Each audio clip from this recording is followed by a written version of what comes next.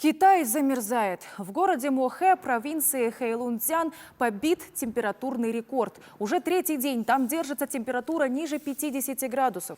Сегодня метеорологи зафиксировали минус 53.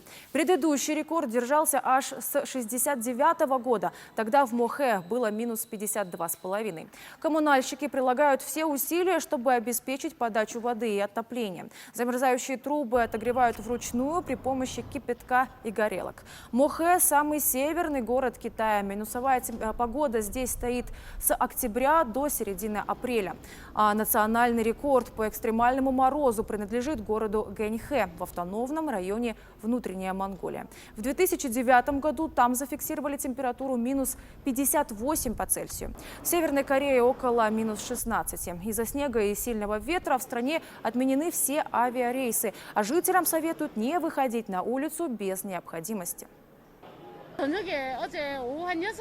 Сегодня я должна была лететь домой, но вчера вечером получила сообщение, что мой рейс отменили. Все равно пришлось ехать в аэропорт, чтобы купить билет на другой рейс. Пришлось простоять в очереди. Билеты продают только на завтра.